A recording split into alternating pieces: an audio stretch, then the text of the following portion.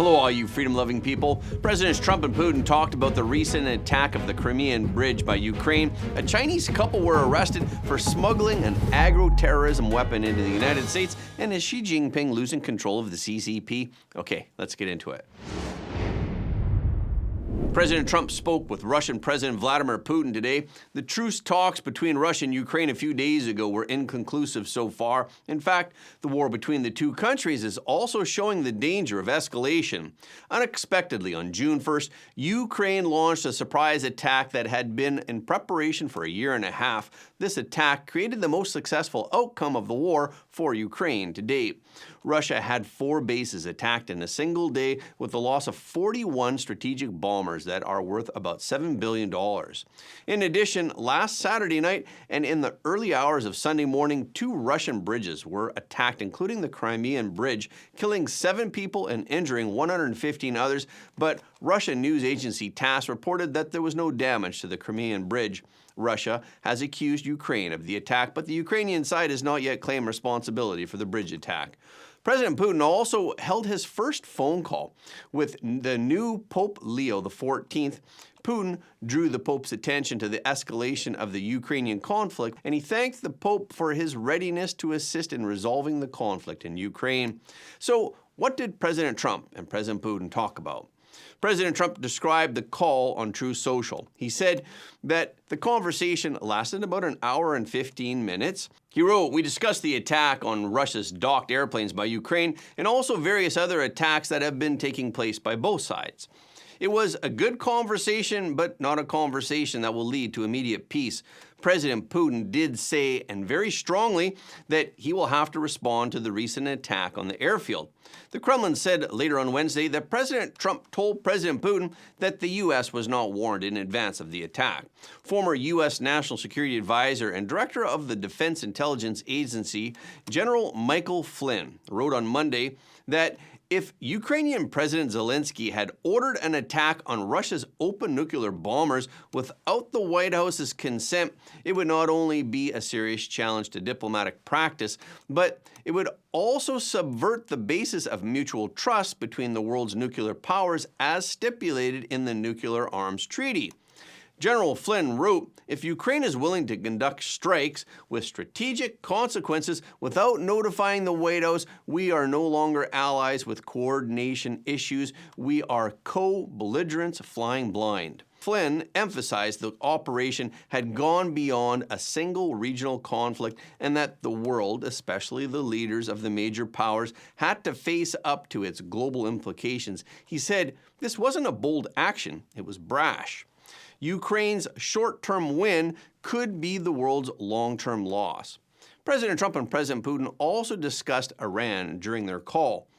The two leaders seemed to be in agreement on this issue. President Trump said, "I stated to President Putin that Iran cannot have a nuclear weapon, and on this, I believe that we are in agreement." President Putin suggested that he will participate in the discussions with Iran and that he could perhaps be helpful in getting this brought to a rapid conclusion. Iranian officials told Axios that Iran may be ready to give away control of uranium enrichment to an international consortium, but the regional consortium, which may include Saudi Arabia, the UAE, and Qatar, must operate within Iran's territory. Over the weekend, there was a firebombing attack on peaceful pro-Israel demonstrators in Boulder, Colorado. The suspect was arrested and immediately identified as Mohammed Sabri Soliman. He burned at least a dozen Jewish supporters. Authorities said that the Egyptian national Soliman was in the United States illegally after he overstayed a visa and work permit. He lived in Colorado Springs with his wife and 5 children. During an interview with law enforcement officers, he told the officials that he wanted to kill all Zionist people and that he wished that they were all dead. Soliman also said to officials that he would attack again. He also admitted that he would have used a firearm if he could buy one. He now faces multiple federal and state charges with 16 counts of attempted murder, hate crimes, and a list of other charges, so he will remain in Boulder County Jail until June 5th, when he will be formally charged with state criminal violations unless he posts a $10 million cash-only bond. Yesterday, Homeland Security Secretary Kristi Noem announced that Solomon's family was also being taken into federal custody. Hi, everyone. I'm Homeland Security Secretary Kristi Noem. Today, the Department of Homeland Security and ICE are taking the family of suspected Boulder, Colorado terrorist and illegal alien Mohammed Solomon into ICE custody. Now, Mohammed's despicable actions will be prosecuted to the fullest extent of the law. But we're also investigating to what extent his family knew about this horrific attack, if they had any knowledge of it, or if they provided support to it. I am continuing to pray for the victims of this attack and for all of their families. Our thoughts and our prayers go out to all of them, and I want them to know that justice will be served. 2 hours after Noem's announcement, the White House said that the family of the suspect might be deported from the United States immediately. Deportation efforts by the Trump administration are advancing full throttle. One of the largest operations conducted by U.S. Immigration and Customs Enforcement in Massachusetts led to the arrest of 1,461 illegal migrants during the month of May. And in Florida, more than 100 illegal migrants who were working at construction sites were also arrested recently. Federal immigration agents in Los Angeles also arrested 36 Chinese and Taiwanese nationals during a recent raid at an underground nightclub. And in another operation, the U.S. Coast Guard in San Diego stopped 2 separate vessels that were traveling in the Pacific Ocean over the weekend. Officials detained 28 illegal migrants who all claimed Mexican nationality. Recently, top White House aide Stephen Miller said that the Trump administration is aiming to significantly increase the number of daily arrests of illegal migrants. Over the first 100 days of the Trump administration, ICE have arrested more than 66,000 illegal migrants, or about 650 arrests a day, but now they are aiming even higher. They set their goal for a minimum of 3,000 arrests per day. The Pentagon also announced that it will allow its civilian employees to assist Department of Homeland Security personnel in operations that are related to border security and immigration enforcement. In a recent memo, Defense Secretary Pete Hegseth clarified that deployments would be temporary and that the civilian employees who are participating in these deployments must comply with DHS protocols. In another move to strengthen national security, the Trump administration recently announced that it will aggressively revoke visas for Chinese students, particularly those with ties to the Chinese Communist Party. And now, just days after the announcement, the Department of Justice charged 2 Chinese nationals, one of whom works at the University of Michigan, with visa fraud conspiracy, making false statements, and attempting to smuggle a dangerous agricultural fungus into the United States. Yesterday, U.S. Attorney Jerome Gordon stated, "The alleged actions of these Chinese nationals, including a loyal member of the Chinese Communist Party, raise grave national security concerns." He also said these 2 individuals have been charged with smuggling a fungus that has been described as a potential agroterrorism weapon into the heartland of America, where they apparently intended to exploit a University of Michigan laboratory to advance their scheme. The 2 researchers have been identified as Yun Qing Jian and Sun Yong Liu. According to the criminal complaint, John, who works at the University of Michigan, is a CCP member. Her electronic devices allegedly contain documentation expressing loyalty to the CCP, and she reportedly received research funding from the CCP. Liu, who was identified as John's boyfriend, is alleged to have conducted related research on the same pathogen at a Chinese university. He also previously worked at the University of Texas. An official photo shows Liu receiving an Early Career Scientist Award in 2022. Papers that he co-authored list him as a postdoctoral fellow at the Texas A&M University. In March of 2024, Liu applied for a B2 tourist visa and entered the U.S. in July.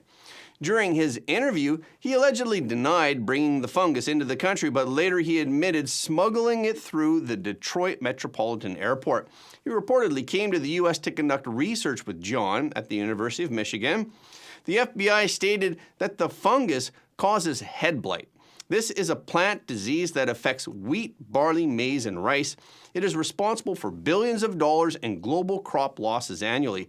FBI Director Kash Patel described the case as a serious threat to America's food supply and national security. South Korea held its much-anticipated presidential election on Tuesday. Democratic Party candidate Lee Jae-myung was officially announced the winner of the election and has been sworn into office. He won with more than 49.3% of votes, with over 99% of the votes counted. His opponent, conservative contender Kim Moon-soo, garnered 41.3%.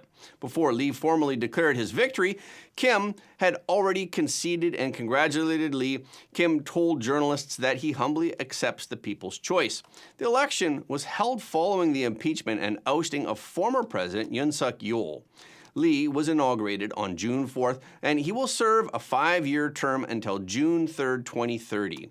Former President Yoon Suk-yeol is currently on trial for sedition. He attempted to impose martial law on December 3, 2024, which was lifted 6 hours later.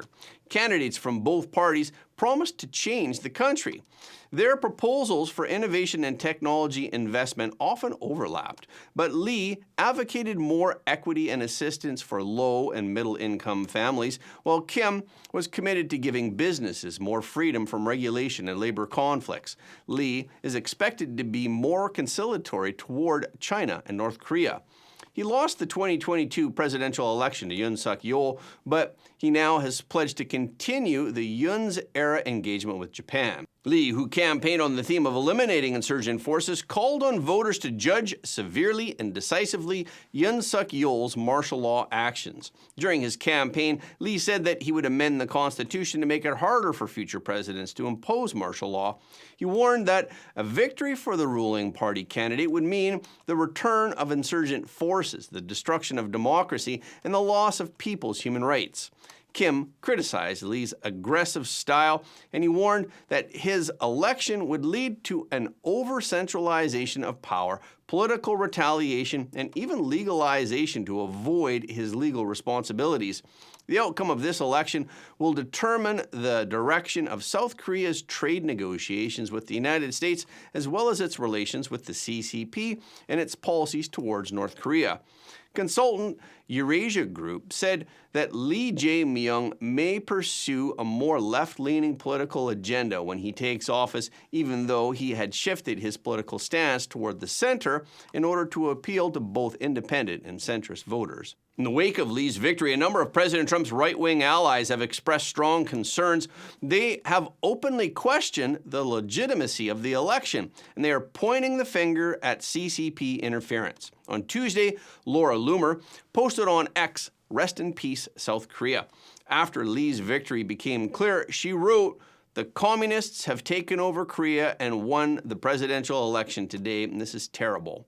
And another Trump ally, Steve Bannon, also explored a similar theme of Chinese election interference on his War Room channel last week. But U.S. Secretary of State Marco Rubio issued a statement congratulating Lee.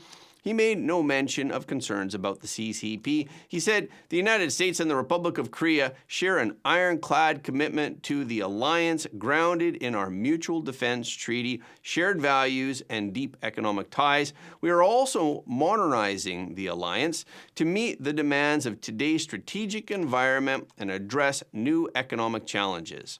On Tuesday, the White House said that South Korea's election was fair, but it expressed concerns about Chinese interference. A White House official said that the U.S. Republic of Korea alliance remains ironclad. While South Korea had a free and fair election, the United States remains concerned and opposed to Chinese interference and influence in democracies around the world. I guess Xi Jinping may be happy to see the results of the election in South Korea, but he himself can hardly guarantee his own future at the moment. As of June 3rd, Xi Jinping had not made any public appearances for 14 days, prompting public speculation. Xi Jinping's most recent public appearance was on May 20th when he visited Liaoyang, Henan province. Since then, all reports about Xi Jinping in the official CCP media have been about Xi's past speeches, with the exception of his letters and phone calls to certain state leaders without his photo. And by June 2nd and 3rd, news about Xi, even without photos, disappeared from the front page of the People's Daily. This is very unusual in the history of the Chinese Communist regime. Even U.S.-based China expert Gordon Chang has noticed this unusual phenomenon. On Tuesday, Gordon Chang posted, "Xi Jinping's disappearance from People's Daily is an indication he has lost power." Changes in the layout of the CCP media's coverage of the party leader have always been an important window for outsiders to peek into the totalitarian politics of the CCP. In the past, Xi Jinping had also disappeared from the front page of the party's media during politically sensitive times. Once was in 2012 when Xi disappeared for a period of time before the 18th National Congress of the CCP. One interpretation at that time was that Xi Jinping wanted to hold all the power of the CCP, including all the power to command the military, government departments, and the party.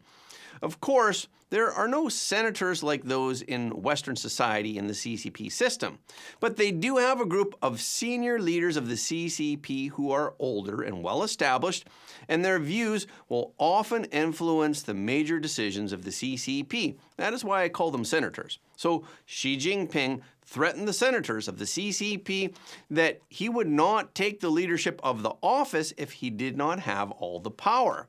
Then, after an impasse of 2 weeks, the senators acceded to his requests. Xi Jinping's second long disappearance was from July 29th to mid-August last year. It was later learned that during that time, the top echelons of the CCP were holding secret meetings, so his disappearance was somewhat justified. Every time Xi Jinping disappeared for an extended period of time, rumors start to swirl. Tong Jin-wan, a veteran U.S.-based current affairs commentator, analyzed that if Xi Jinping were in a normal state of power, then the official CCP media would have reacted to the rumors by highlighting Xi's status to show that there's no problem with his power. But this time the official media reacted very differently. Tong Jin-wan said, "So there must be some major changes within the CCP hierarchy this time. And there is another anomaly this time also. By convention, the Politburo of the CCP meets once a month, and it sometimes arranges group study of Xi's policies. And such occasions are presided over by Xi Jinping himself. However, as of June 3rd, the May Politburo meeting or group study had not been publicly reported by the official media. Tong said that the regular meetings of the Politburo of the Communist Party of China may not be held only when there are exceptionally important and unusual circumstances. So if Xi Jinping did not convene the meeting, it means that something very unusual has happened within the party. It would also be very unusual if the meeting was not reported to the public, unless the content of the meeting is just too sensitive to disclose. In his opinion, this seems to echo the rumors that the CCP held an expanded Politburo meeting in May, and this meeting was chaired by the anti-Xi faction. The meeting apparently targeted issues such as the transfer of power from Xi Jinping. If this is the case, then the content of the meeting could not be disclosed. The most exaggerated of these rumors is that Xi Jinping has been placed under house arrest by forces opposing him, and that Xi Jinping has no freedom of action. Although this rumor is hard to believe, many of Xi's close confidants have been purged frequently in the recent past. Some of them were arrested, some of them suddenly disappeared from the media, and some of them died suddenly while out jogging in the morning. And today is June 4th. It is the 36th anniversary of the 1989 Tiananmen Square massacre. And in remembrance of the Tiananmen Square massacre, the well-known anti-communist hacker group Anonymous 64 announced on social media that it had breached the official website of the CCP, including POM National Defense. And they planted images about the truth of the massacre. What they planted was one of the most widely circulated photos of a human being blocking a tank known as Tank Man. This photo became the front page of the website of the People's Liberation Army. They emphasized that it was important for the Chinese people to know the truth about the Chinese Communist Party's massacre of the people at Tiananmen Square. This is also a signal that the power of the Chinese Communist Party is out of control. And what happened also today, on June 4th anniversary, is that Xi Jinping actually appeared in a report by the Belarusian state news agency, Belta. Belta disclosed that Belarusian President Petro Lukashenko visited Beijing from June 2nd to June 4th, and he met with Xi Jinping on June 4th at Zhongnanhai in Beijing. This was Xi's first appearance since he disappeared 15 days ago. But in the photo, Xi Jinping was looking pretty grave and not smiling. Unlike usual, the meeting, which was hosted by Xi Jinping himself, has been published only in the official Chinese domestic media, without a single picture or video. The Belarusian and Russian media were the first ones to release photos. Then the official Chinese media finally published the video of the meeting afterwards. And it was said that Lukashenko's visit to Beijing was not a working visit. Belarus's first deputy prime minister, Nikolai Snopkov, told the media in Beijing that the meeting was just for a family-style friendly luncheon. But he said this format has not been used for any other leader. And a Hong Kong senior commentator, Choi Shen-Kwan, opined that Lukashenko's visit to Beijing this time is also feared to be an exploring for the truth, to see whether Xi Jinping has lost his power. I don't know what Lukashenko's conclusion will be, but judging from the various phenomena, Xi Jinping's situation is not looking very good for him. So it's only natural that he couldn't smile. President Trump posted on Truth Social in the middle of the night yesterday, "I like President Xi of China, always have, always will, but he is very tough and extremely hard to make a deal with." But maybe soon, President Trump won't have to negotiate with Xi Jinping.